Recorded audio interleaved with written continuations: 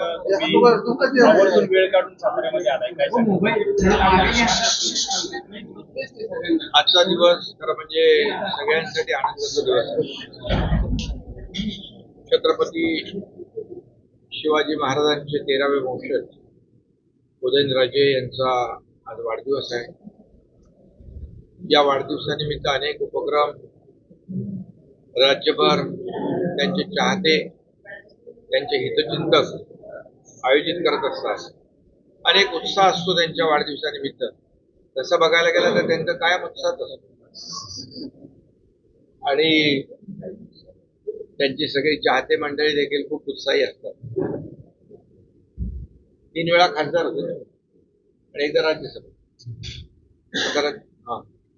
3 वेळा खासदार, एकदा राज्यसभेचे सदस्य, मंत्री होते आणि कृष्णा खोऱ्याचं महामंडळाच्या माध्यमातून देखील त्यांनी खूप काम केलं जिल्ह्यासाठी आणि या जिल्ह्यामध्ये देखील खासदार असताना देखील त्यांनी त्यांच्या मतदारसंघातल्या अनेक बाबींना स्पर्श केला.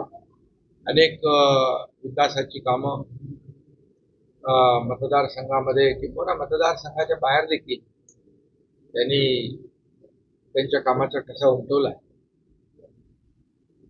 एक दिलखुलास मोकळ्या मनाचा माणूस म्हणून त्यांची ओळख आहे आणि अगदी गोरगरिबांमध्ये देखील आणि कार्यकर्त्यांमध्ये प्रचंड लोकप्रिय असलेला असे हे व्यक्तिमत्व आपल्या संपूर्ण राज्याला परिचित आहे. आमच्याकडे येताना ते एकदा लॉन्च चालवत आले होते. कधी काय गाडी चालवतील, रिक्षा चालवतील, कधी लॉन्च चालवतील आणि एक सर्वसामान्य सगळ्यांना हवं असं आपलंसं करण्याची जी काय त्यांच्याकडे कसब आहे आणि काही असं आर्टिफिशियल नाही, हे सगळं नॅचरल आहे. नैसर्गिकरित्या या सगळ्या गोष्टी घटना त्यांच्याकडून घडत असतात आणि म्हणून मगाशी मी म्हटलं एक दिलखुलास आणि मोकळ्या मनाचा माणूस आणि व्यक्तिमत्व त्यांच्यामध्ये आपण पाहतो आणि कार्यकर्त्यांचं प्रचंड मोठं वेड आहे आणि कार्यकर्त्यांना देखील त्यांचं वेड आहे. त्यामुळे त्यांच्या या स्वभावामुळे आणि म्हणूनच आज मला अभिमान आहे की छत्रपती शिवाजी महाराजांच्या या पदस्पर्शाने पुनीत झालेल्या या परिसरामध्ये मला येण्याची संधी मिळाली आणि आज आम्ही जो काही राज्याचा कारभार करतोय छत्रपती शिवाजी महाराजांचा आदर्श डोळ्यासमोर ठेवून काम करतोय आणि त्यांच्या 13व्या वंशजाचा आज वाढदिवस हे तमाम शिवभक्तांसाठी एक मेजवानी आहे. एक आवडता एक नेता त्याचं वाढदिवस सगळ्या मोठ्या आनंदात साजरा करतात.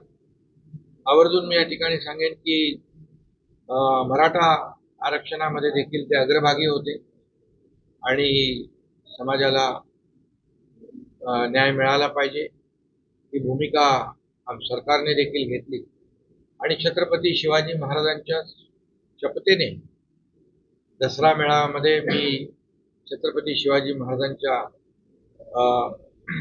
समोर नतमस्तक होऊन त्यांच्या चरणी लीन होऊन शपथ घेतली होती की मराठा समाजाला आरक्षण देण्याचं काम टिकणारं आणि कायद्याच्या चौकटीत बसणारं, इतर कुठल्याही समाजावर अन्याय न करणारं आरक्षण देणार आणि आम्ही विशेष अधिवेशन घेऊन ती शपथ पूर्ण केलेली आहे. आणि त्यामुळे हे जे आरक्षण दिलंय ते आरक्षण दिल्यानंतर मला वाटतं पहिली आमची इथं भेट होईल. हा देखील एक योगायोग आहे आणि मी आपल्या सगळ्यांच्या साक्षीने सांगू इच्छितो की काही लोक म्हणतात मराठा समाजाला दिलेलं आरक्षण टिकणार नाही. का टिकणार नाही याचे कारण कोणी देत नाही, परंतु जे आम्ही दिलंय ते कसं टिकलं पाहिजे याबद्दल सकारात्मक चर्चा झाली पाहिजे. जेव्हा ज्यांच्या हातात संधी होती त्यावेळेस त्यांनी ती संधीचं सोनं केलं नाही, परंतु ज्यावेळेस एक मराठा समाज गेले अनेक वर्ष आरक्षण मागतोय त्याला आरक्षण देण्यासाठी 4 लाख रुपयांची टीम आम्ही लावली, डे नाईट काम केलं आणि सुप्रीम कोर्टामध्ये जे ऑब्झर्वेशन होते, सुप्रीम कोर्टामध्ये ज्या त्रुटी होत्या त्या पूर्ण दूर करण्याचं काम केलं. हा सॅम्पल सर्वे नाही, पूर्णपणे एक्सटेन्सिव्ह आणि डिटेल सर्वे आहे. त्यामुळे पूर्ण मराठा समाज सोशली आणि एज्युकेशनली त्याचं बॅकवर्डनेस सिद्ध केलेलं आहे. अतिशय तज्ज्ञ लोकांनी काम केलंय. मागासवर्ग आयोगाने खूप मेहनत घेतलेली याच्यामध्ये. आणि मी आपल्याला उदयनराजेंच्या समोर सांगू इच्छितो की जो लढा मराठा समाजाने दिला तो यशस्वीपणे या निर्णयामुळे पूर्ण झाला. मराठा समाजाला दिलेलं आरक्षण पूर्णपणे कायद्याच्या चौकटीत कायद्यावर टिकेल अशा प्रकारचा निर्णय आम्ही घेतलेला आहे. आणि म्हणून मी आज खूप समाधानी आहे की मला हा निर्णय घेतल्यानंतर उदयनराजेंच्या ही भेट मला घेता आली वाढदिवसानिमित्त. प्रतापगड किंबहुना या संपूर्ण जिल्ह्यामध्ये जवळपास 381 कोटी रुपये आम्ही काल परवाच त्याला मंजुरी दिली. आदरणीय उदयनराजे देखील सातत्याने त्याच्या पाठीशी होते. पालकमंत्री देखील बैठकीत होते. आणि प्रतापगडाचं जे काही संवर्धन जतन आहे ते पूर्णपणे इतिहासकालीन छत्रपती शिवाजी महाराजांच्या काळात जसं होतं तसंच संवर्धन करण्याचा आमचा प्रयत्न आहे.